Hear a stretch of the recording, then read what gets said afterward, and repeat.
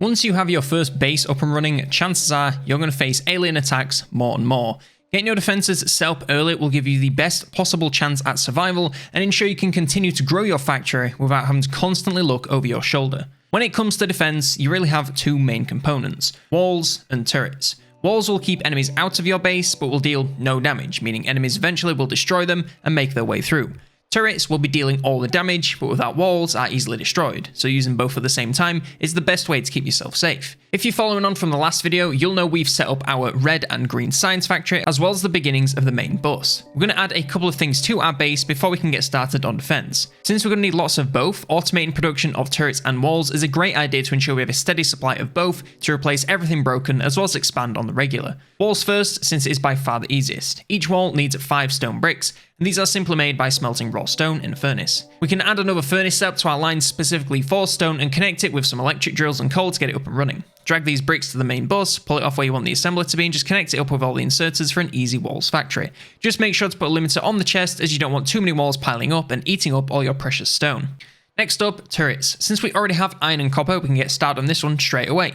Each turret needs iron plates, gears, and copper plates, so we need one assembler for gears and one for turrets themselves. Again, connect it all up and limit the output chest, and it'll be chugging along. We're not going to worry about getting any specific output rate for all these factories at the moment, since they're not automatically consumed, so it's fine for them to be chugging along in the background for us to pick up whenever needed.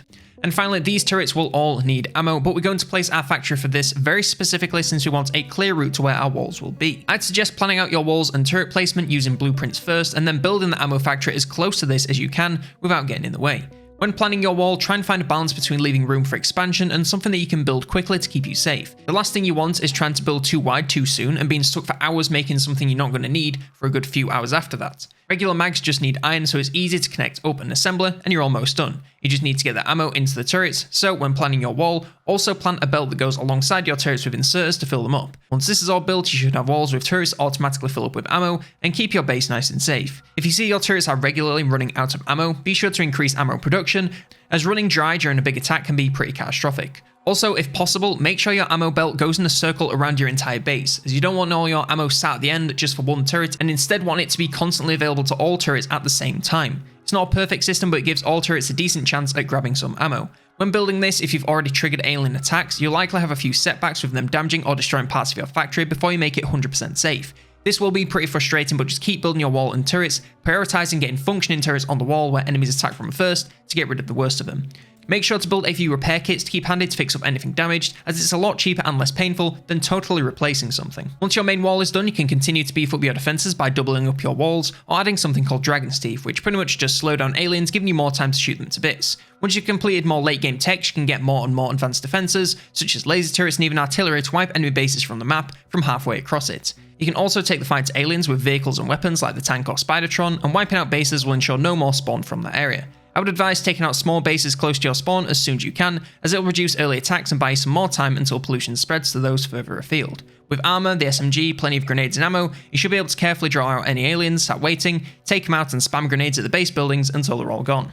Just make sure you can take out the damage dealers like the spit and ground worms first to ensure you can spam grenades at your leisure and take out the base as risk-free as possible. Take more ammo than you think you need, as the last thing you want is having to destroy the base by hand. But of course, as your factory continues to grow, as will your pollution, and the further it spreads, the more bases it'll reach, and the more aliens will come knocking at your door, so continue to invest in defense or offense is never a bad idea. When you reach the boundary of your defenses, you'll of course need to expand your base, and the best way to do this is by having a set of blueprints.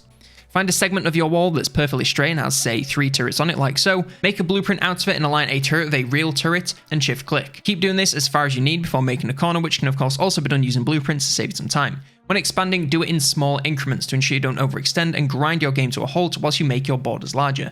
Also be sure you've completed all of your new wall before dismantling the old one, as the last thing you want is a totally undefended base. All of this becomes a lot easier when you have drones to do all the building for you, allowing you to just place the blueprint and walk away, but we won't have that for quite a while through research. When we're making weapons, we might as well get into some military research. For this, we need grenades, armor-piercing ammo, and walls, and we can make almost all of these using resources we set up in the starter base video. You can follow the same process as before to make sure you're going to get 1 per second, or just use the blueprint in the description to copy my design, which you can see right now.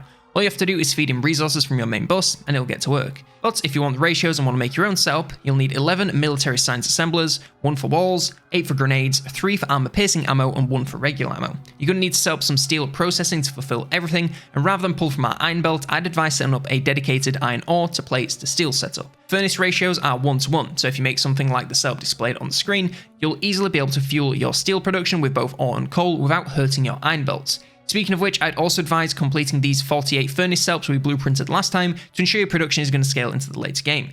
Now, obviously, you're not going to use all of this for quite a while, but it can't hurt to have some surplus. And as someone kindly pointed out in the comments, if these furnaces totally filled these chests, it's a lot of pollution that we don't really need, so set up some limiters for now to keep things under control. Once you have the full furnace setup and are giving it all the ore it needs, it'll grind to a halt very quickly anyway.